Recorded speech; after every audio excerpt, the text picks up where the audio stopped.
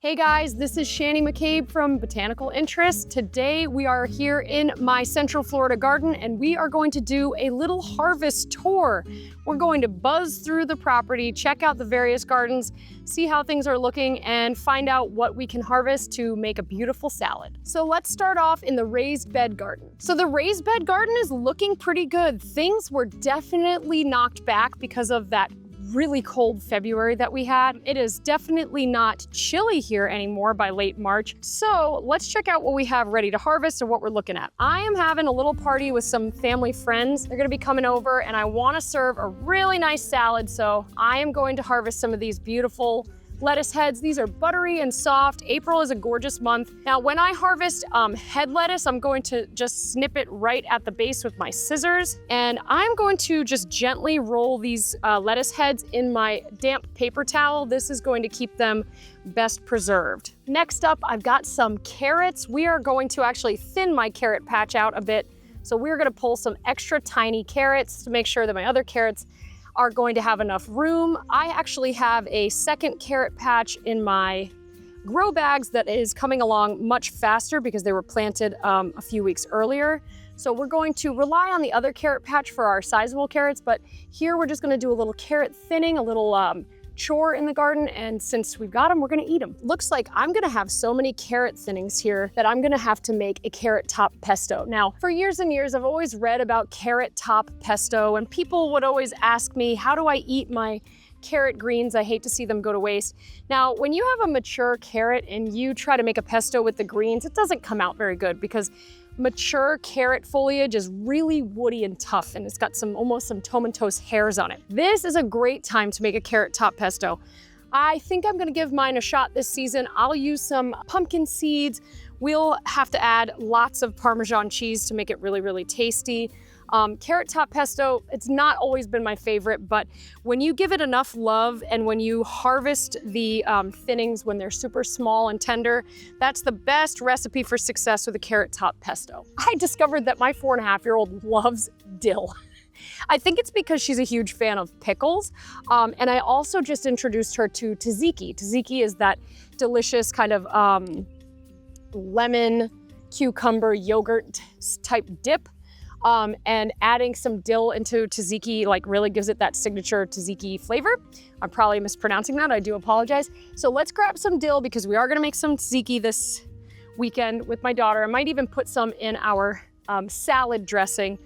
Dill has been that little patch of dill has brought me a lot of joy this winter because it did persevere through some nasty cold spells. And just seeing my daughter learn to love a new flavor really makes me super happy. So an unexpected, joyful little plant for me has been dill. The arugula has been my staple salad green for the winter. This thing powered through some nasty cold. And now I'm just going to pick these gorgeous little arugula blossoms and flowers for a garnish on my salad. And this is no mild edible flower. This is a nice peppery, spicy kick.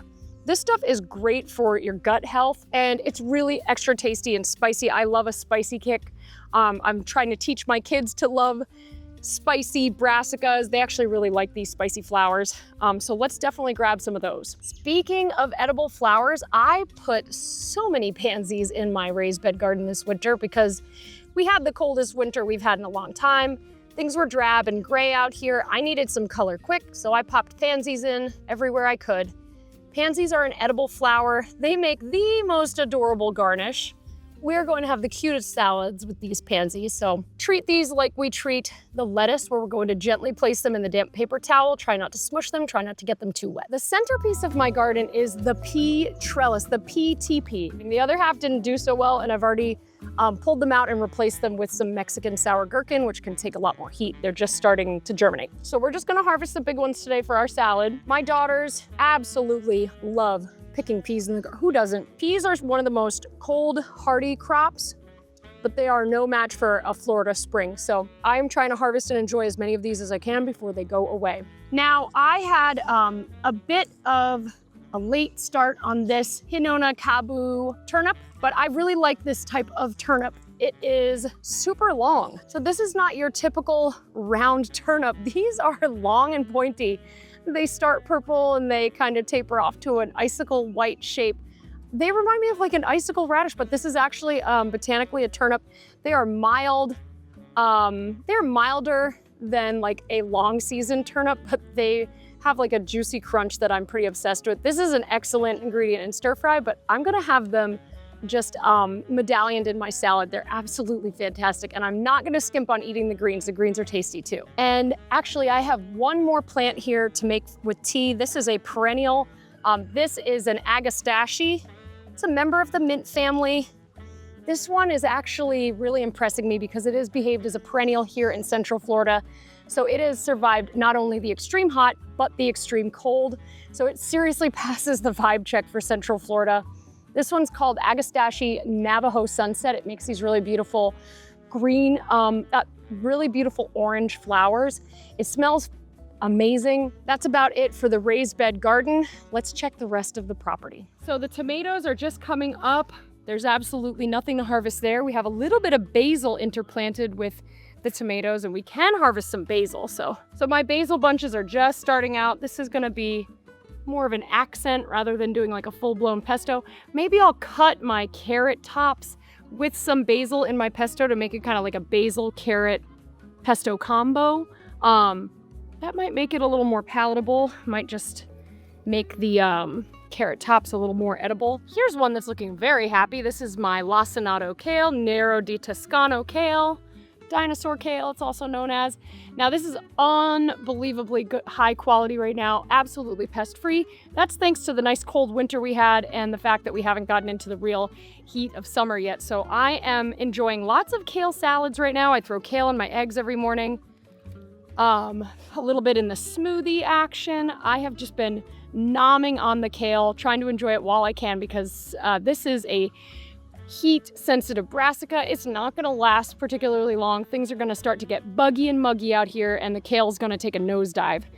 I really need to be ready with a different kind of edible leafy green in the next couple months. So I've got things like edible leaf hibiscus on deck. I gotta find myself some sisu spinach cuttings. That's a Latin name, Alternanthera. I need to get some sisu cuttings going. I need to sort of buff up a little heat-tolerant green selection so that I've got something to work with once this kale peters out. But for now, I'm swimming in good quality kale. I'm eating as much roughage as I can. Let's see, how's the basket looking so far? It looks pretty good. We got kale, we got turnips, we got basil, we got carrots. Let's actually jump over to the beautiful grow bag garden and grab some actual sizable carrots. These are still on the small side, but they're bigger than those little mini carrots we had. So I'm gonna yoink one. Yeah, I like the look of that. That's nice. Nice little carrot. These are incredibly sweet, by the way.